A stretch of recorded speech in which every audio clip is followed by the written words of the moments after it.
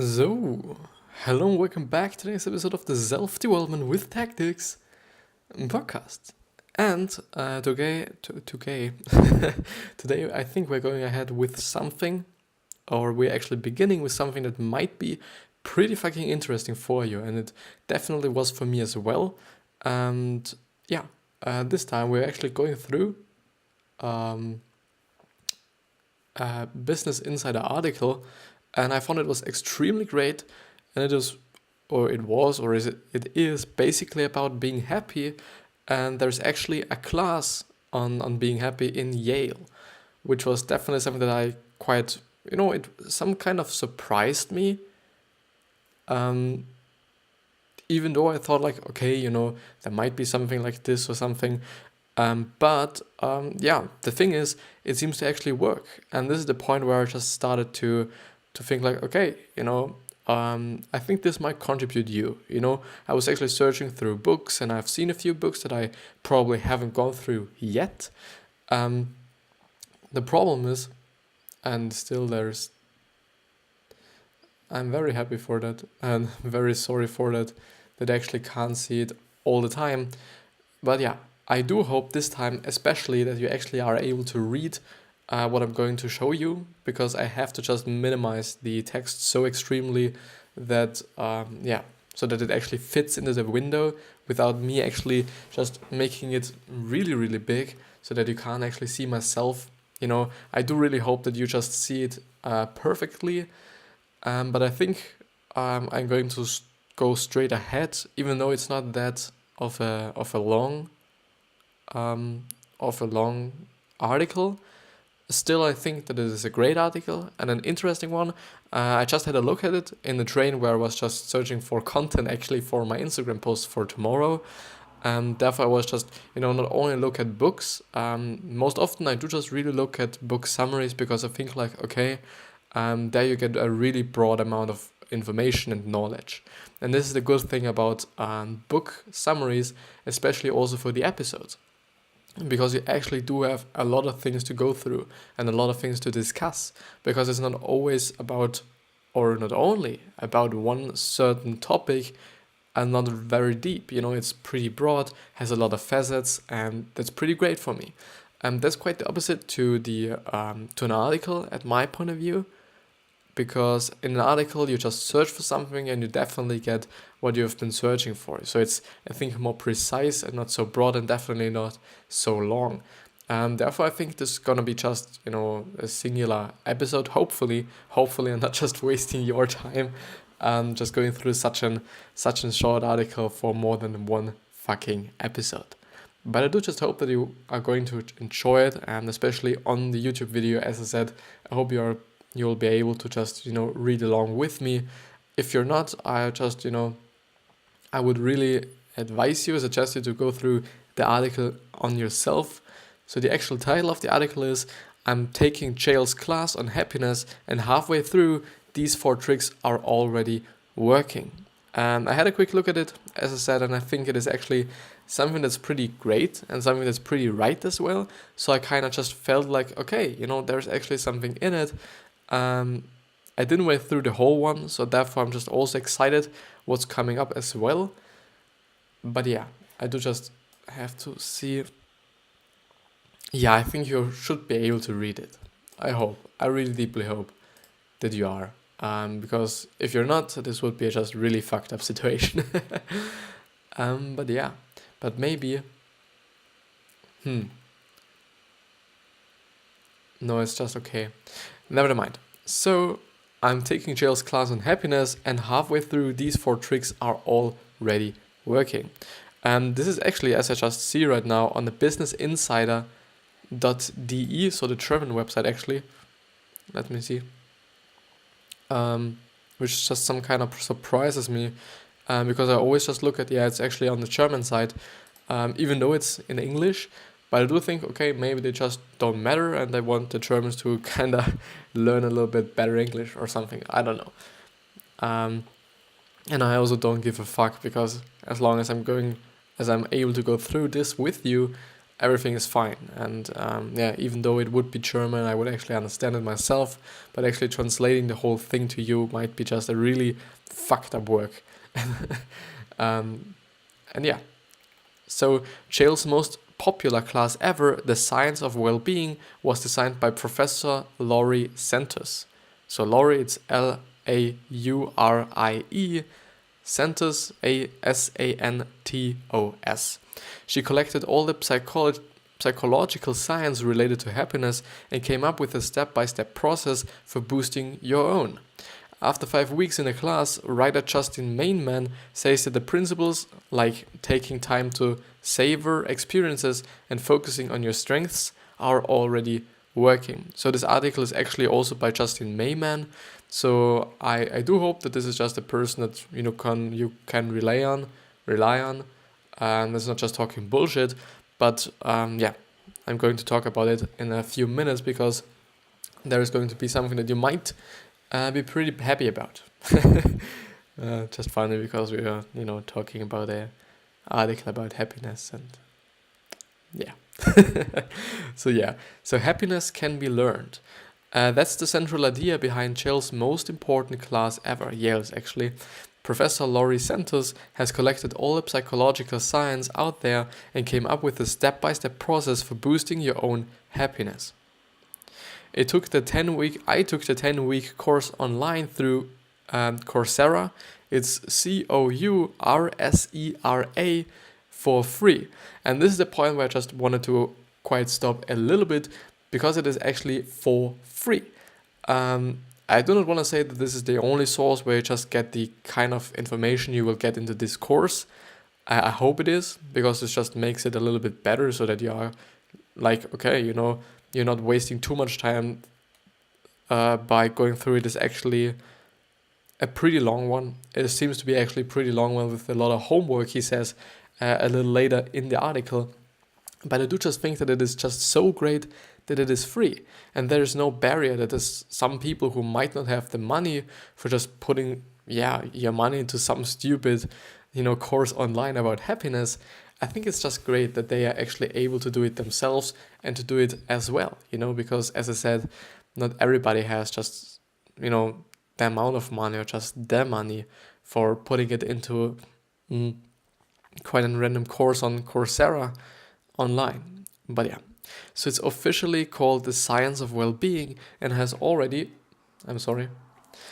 I'm there, by the way. No, I'm actually not there. Blah, blah, blah, blah, blah. And has already been taken by more than 225,000 students online. About 1 in 4 students at Yale have taken it since it was first offered. I wonder how long it is actually online. But even though, I think it's great. I just really am surprised, and I was surprised back then that this actually was for free, because most of the time, even though it might be from a university and for a professor and whomever, courses are not free, and most of the time really courses are just really expensive. Like most of the time I just see courses like at least $100. Often I actually see courses like 600, 900, and that's but more about marketing and some other shit. But I definitely not have seen so much great courses for free. There are definitely ones on Coursera as well, on the really famous platform where you can just take a lot of courses. I don't know. So there are a lot of platforms, and on every single platform you can totally find a few free ones, which do not have to necessarily be bad. So there are a lot of great ones as well. I've been going through a few of them. I wasn't quite, happy with what I've learned, and I thought like, I was quite wasting my time a little. I just felt like this. Maybe it's just my personal view. Maybe it was just really like this. Maybe I just took a wrong course. There are a lot of factors. So I do just want to really invite you to go through all the websites you can find on courses or who just offer courses, and maybe go through one or two, maybe fully. Maybe you just, look through one to see, okay, is there something in it for me, and so on. But it's definitely great to go through them, just have a look and whatsoever. Dr. Santos told me she designed the course for 3 reasons to synthesize what psychologists have learned about making our lives better, to help undergrads overcome stress and unhappiness on campus, and to live a better life myself. 5 weeks in, I'm a convert. Here's why. The seminars are great, but you also get a lot of homework centered around daily exercises geared towards changing your habits. Recognizing and then dropping bad ones while developing new good habits. Here are just 4 exercises I picked out from a slew of new tips and tricks I've learned so far. Again, the point here is that these positive habits have been tested and proven to work based on psychological science. So I'm also pretty happy to present you these, because maybe I think you wouldn't have stumbled across this article without me just showing it to you. I would totally say in general that Business Insiders has a lot of great articles, as well as Inc.com and Success.com, and Psychology Today is actually also a very great website at my point of view, with a lot of great content, and you can definitely see that on a really big size, most often you just find great content, and it was always strange on the internet, and always a little bit of struggle on the internet to actually find things you can say, okay, this is actually true and this seems to be okay, and I can present it to other people, and being just, good-minded with it, and just being able to, for me at least, sleep well, because I do not want to just show you any shit, and I at least and especially do not want to let you do some shit that's actually not working or might be even harming you. So focus on your strengths. In general, I would say focusing on your strengths is great, because I've just quite often, I think, talked about it, but at my point of view, just focusing on your strengths has, one advantage, and I just go through this one because I do just have to hurry up a little bit. You're already good at it, and you might even like it as well. So at my point of view, just often it is like, okay, people are good at a certain task, and therefore they even like it, or vice versa. The thing is, with some things that you might not be good at, so your weaknesses, you actually don't like them as well. The thing is, getting good at something you actually don't like and you are not good at just takes a lot of fucking time. And most of the people do not have the time, and just taking the time and trying to actually be good at something you either don't like or you aren't good at, I don't know if it's gonna make you happy, The thing with just working on your strengths and just working on the things you're actually good at yet, or at the moment, has the advantage that you actually like it, or maybe like it, and it just takes you not that much time to actually be the best on the fucking market. So you either just try to be something like mediocre or something like you're not good at yet, or you're just trying to be the best at something you're actually good at in the now. But it's totally up to you. But I would totally suggest you to go through for your strengths, and maybe there's also just a little tip, or just wait to kind of flip the bar on one side in terms of actually kind of choosing the strengths rather than your weaknesses. So the first homework was all about identifying your signature strengths and refocusing on them each day. I took the VIA survey online. Anyone can take this test for free. Check it out here. So which revealed my 24 greatest strengths, my top 4: love of learning, appreciation of beauty and excellence, leadership and fairness. If you are pretty self-aware, I'm sorry for the sound, the results won't be a big surprise. The key though is to identify them and find situations to use your strengths every day. And that will lead you down the path to flourishing. Studies show happiness increases and depression decreases when the person uses his or her signature strengths regularly. In my case, I looked for simple ways to use fairness, humor, and a love of learning throughout my day. Pro tip: additional research shows that if you are able to bundle 4 of your top strengths while at work, you will likely flourish, have more positive experiences, and are more likely to think of your work as a calling. I do believe in this because, as I said, I probably think that, if you like something, then you're also good at it, or vice versa. Therefore, it just makes sense for me, at least, that you like the work that you're doing, and it is definitely feeling like a calling. And something else, And I do believe that if you just can put all your passions and all your strengths into one job, why wouldn't it be so extremely great? Because you're just doing things you're already good at, some things that you might also like. And, for the sake of taking me or making it a little bit shorter, I would always go for happiness and go for the love and passion that you're just having for certain things. So go for the things you're just loving. And I totally believe in it that you will be happy by doing it. And if you don't love it anymore, just change it up. Even though it might be hard, the whole change. I actually did read something today about change. And that change actually is something that it is important, whether it's good or bad change. And something that our brains actually some kind of need.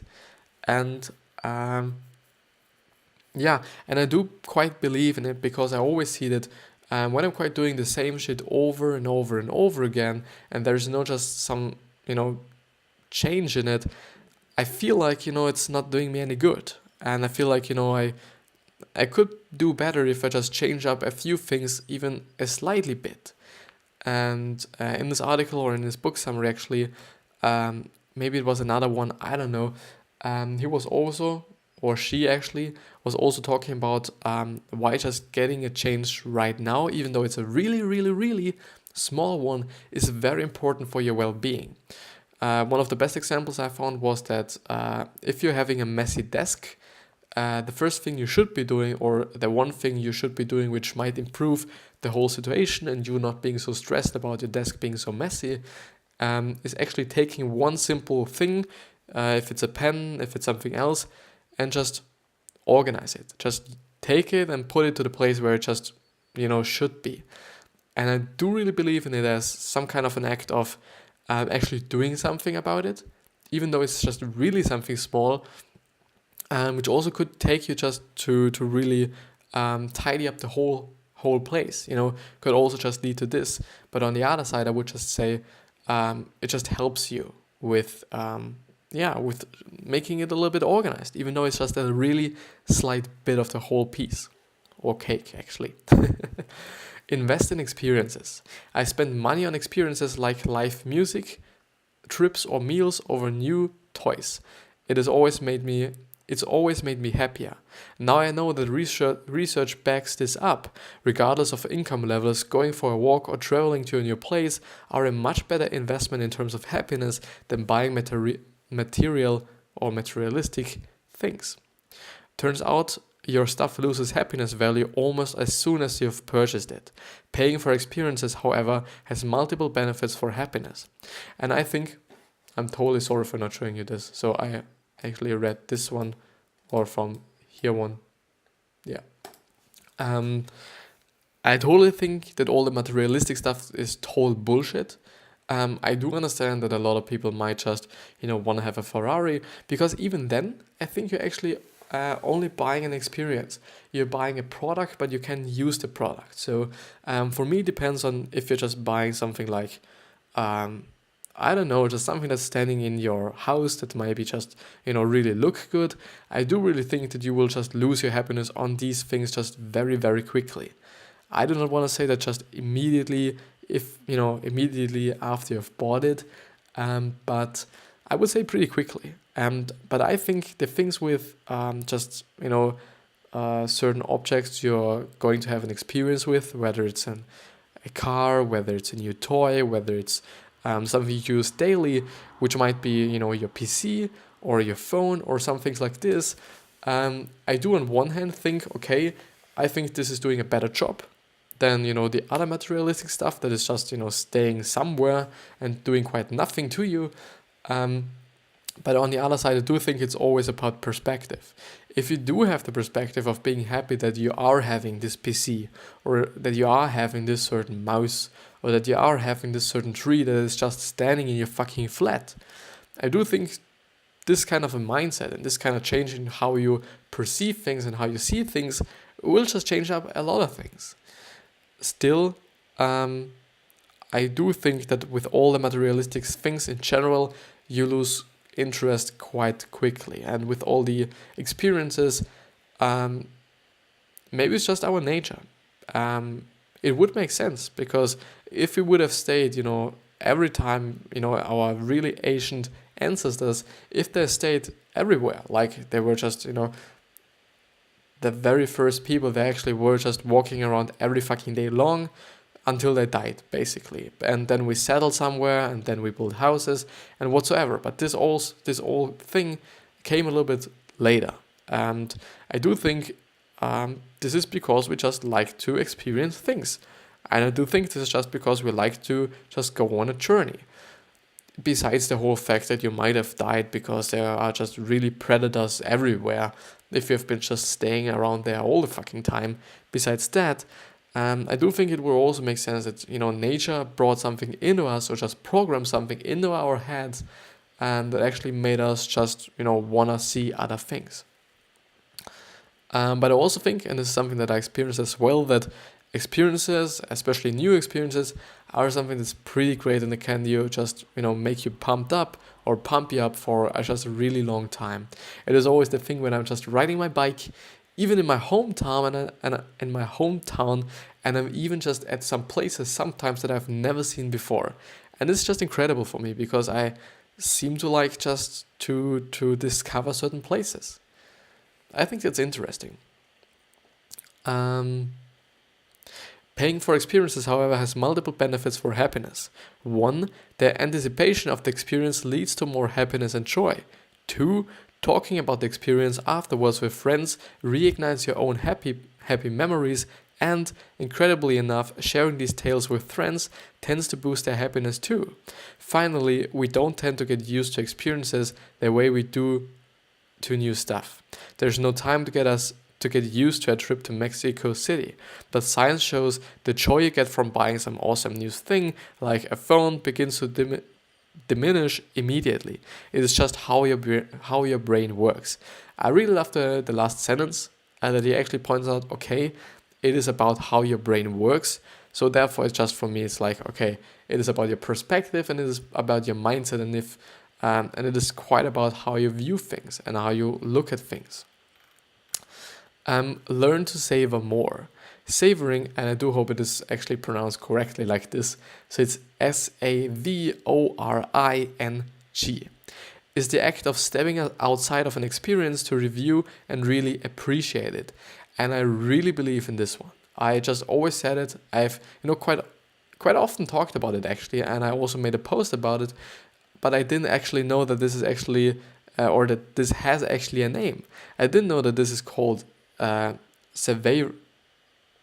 savoring. Sorry, savoring. I didn't know that. But I think it's great. It's just great to just be in a certain moment, but then being able to just step a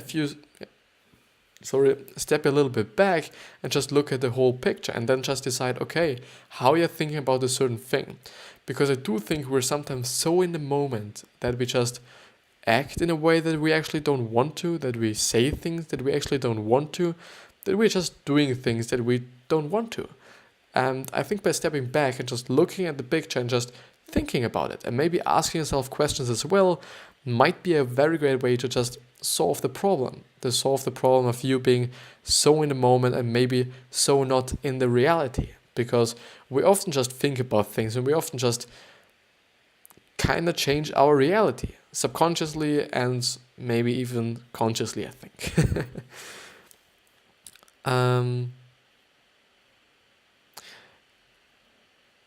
So to really appreciate it, a way of helping you stay present in the moment. Yeah, this is actually what I meant. Often we're just in our heads and in our dreams and wherever we are, but we are not in the moment. We are not seeing what is actually just the world projecting to us. And often savoring forces you to enjoy an experience for longer. My homework was to pinpoint the moment to savor each day.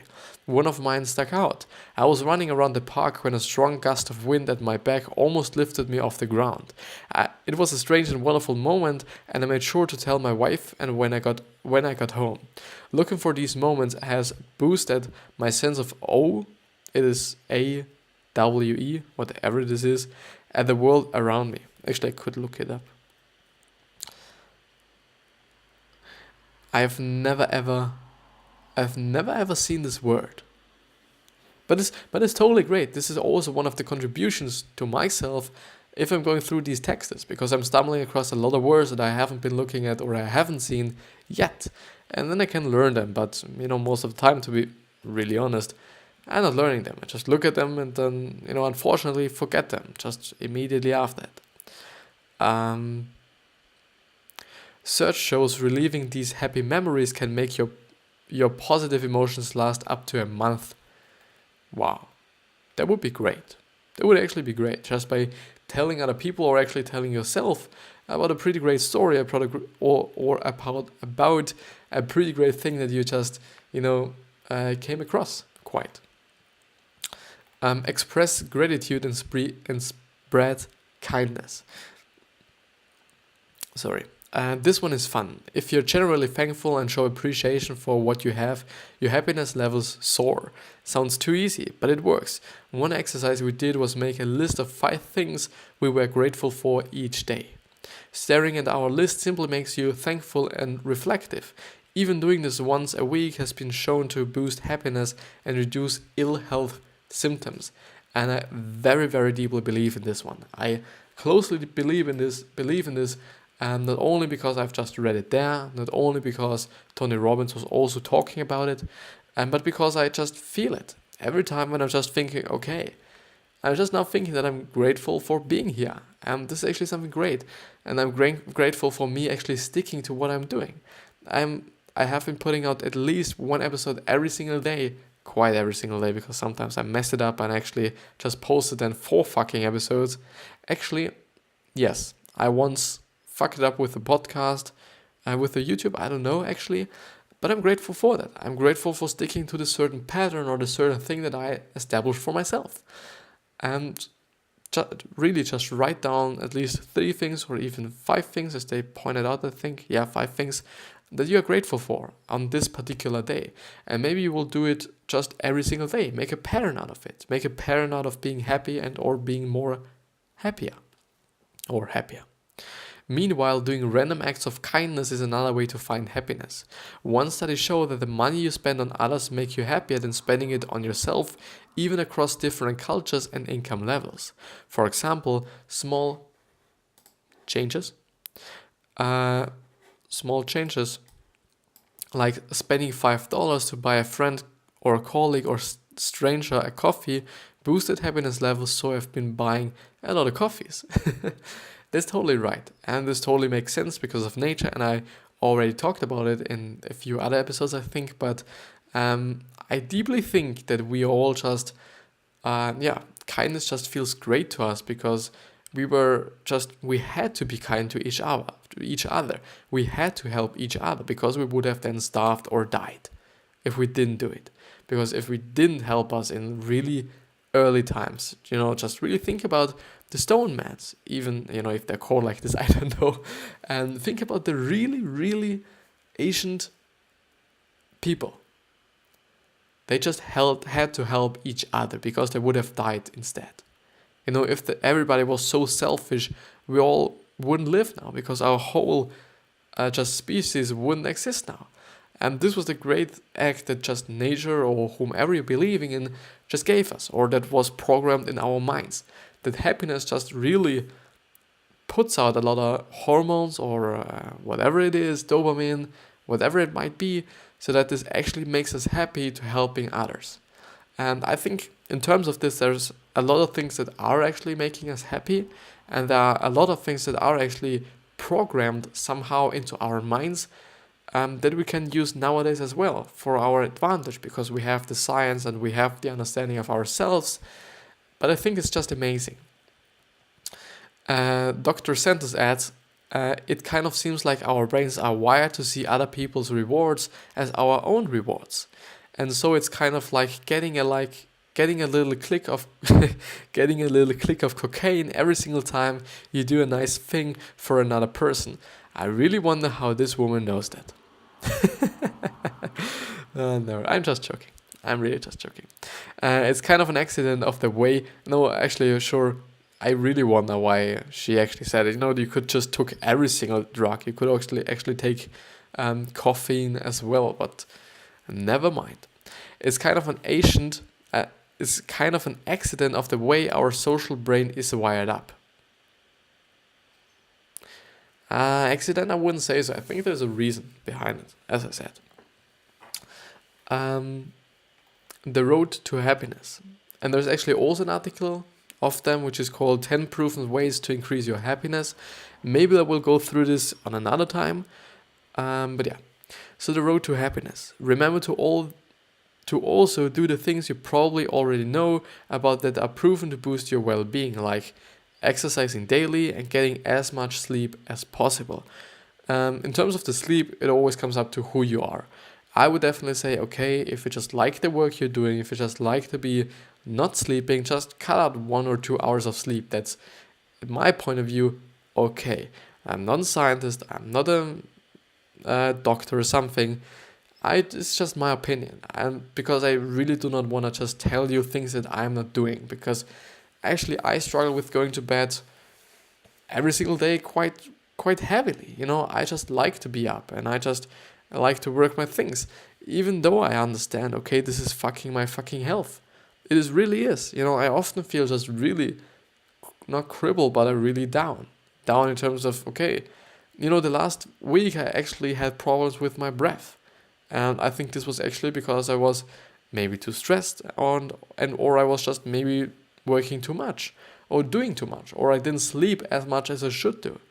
Because the problem that I'm having is that I just have a very tight schedule. And, it turns out to be for me like, okay, and actually I would have go to bed, or I should go to bed in 8 minutes so that I actually get 8 hours of sleep.